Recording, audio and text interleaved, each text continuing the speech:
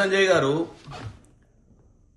సోనియా గాంధీ గారికి భారతదేశ సాంప్రదాయాలు, భారతదేశ చరిత్ర, భారతదేశంలో ఉన్నటువంటి ప్రజల అవసరాలు, భారతదేశంలో ఉన్నటువంటి ప్రజలకు ఈరోజు ఏం అవసరం అన్న విషయం తెలుసు కాబట్టి సోనియా గాంధీ గారు యూపీఏ చైర్మన్గా ఉన్నప్పుడు ఈరోజు మీరు ఒక సెంట్రల్ మినిస్టర్గా తెలంగాణ రాష్ట్రంలో ఒక ఎంపీగా గెలవడానికి కారణం ఎవరో తెలుసుకో. వెనుకకెళ్ళి నువ్వు గెలిచిన గడ్డ కరీంనగర్ మీదకెళ్ళే 2007 సోనియా గాంధీ గారు తెలంగాణ ఇస్తా అని చెప్పింది కాబట్టే ఉన్న ఎంపీలల్లో 50% కంటే ఎక్కువ మంది వద్దన్నా ఆంధ్రప్రదేశ్కి సంబంధించిన వాళ్ళు తెలంగాణ ఇచ్చింది.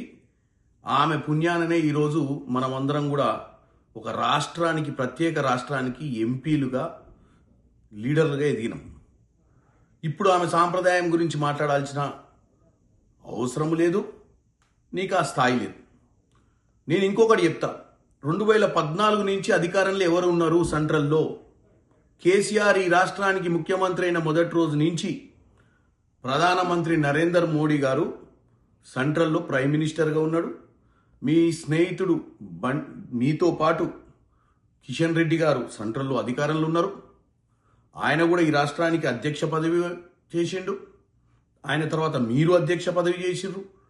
మరి 2023లో మిమ్మల్ని అధికారంలోకి రాకుండా ఆపిందెవరు? 2018లో మిమ్మల్ని అధికారంలోకి రాకుండా ఆపిందెవరు?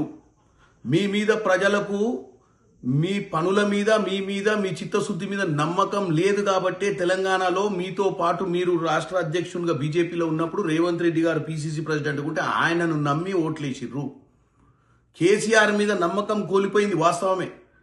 కేసీఆర్ చేసినటువంటి స్కాములు, కాళేశ్వరం కానీ, కేసీఆర్ చేసినటువంటి ఈ ఫార్ములా రేస్ స్కామ్ కానీ, కేసీఆర్ చేసినటువంటి అప్పులు కానీ, కేసీఆర్ మిగులు రాష్ట్రాన్ని అప్పుల రాష్ట్రం దిశగా దోచుకుంటున్నప్పుడు నిమ్మకు నీరెత్తినట్టుగా ఎందుకుంది బీజేపీ? ఈరోజు కాంగ్రెస్, బీఆర్ఎస్ కలిసి పనిచేసినాయని చెప్తున్నావు. మొన్న 8 మంది ఎంపీలను అవయదానం చేసి గెలిపించింది బీఆర్ఎస్ పార్టీ కాదా?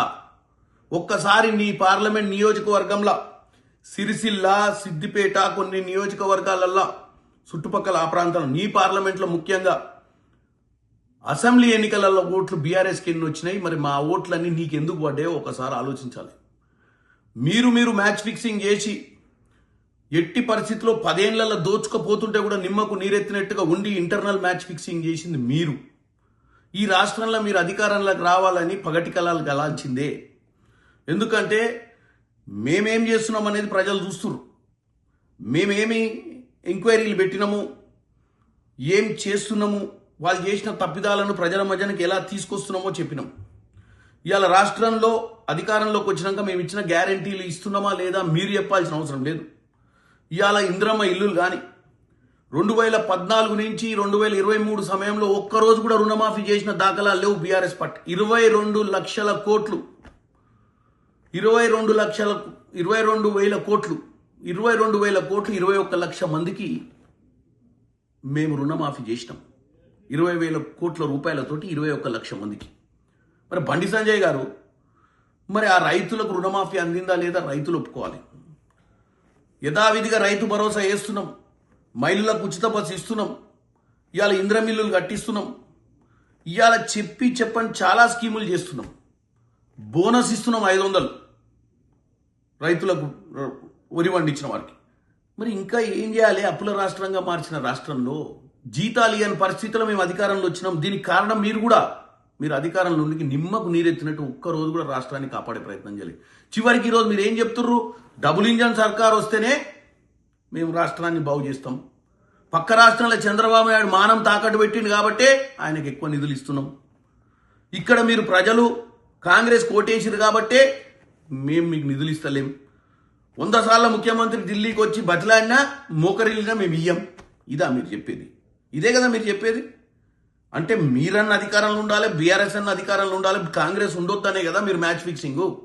ఇప్పుడు కాంగ్రెస్లో అధికారం ఉంది, నిధులు ఇస్తే ఓఆర్ఆర్, మెట్రో, మూసీ ప్రాజెక్ట్ని చేసి రాష్ట్రాన్ని బాగు చేస్తామన్న భయంతో మళ్ళీ బీఆర్ఎస్ అన్న అధికారం రావాలి, బీజేపీ అన్న అధికారం రావాలని కలలు అనుకుంటా మాకు నిధులు రాకుండా చేస్తున్నట్టు క్లియర్గా మీరే చెప్తుర్రు. డబుల్ ఇంజన్ సర్కార్ ఉంటే తప్ప ఈ దేశంలో ఏ రాష్ట్రం బాగుపడదు. లేదా చంద్రబాబు నాయుడు లెక్క తాకట్టు పెట్టాలి. ప్రజలు ఆయన ఓట్లు వేస్తే బీజేపీకి ట్రాన్స్ఫర్ చేసి ఇవాళ 18వ లోక్సభను కాపాడే చంద్రబాబు నాయుడు గారు. కాబట్టి బండి సంజయ్ గారు ఏది పడితే అది మాట్లాడకుండా వాస్తవాలు తెలుసుకొని సోనియా గాంధీ గారి గురించి మాట్లాడినా, కాంగ్రెస్ పార్టీ గురించి మాట్లాడినా, మనం ఏం చేసినాం అనే దాని గురించి మాట్లాడాలని కోరుకుంటున్నాం.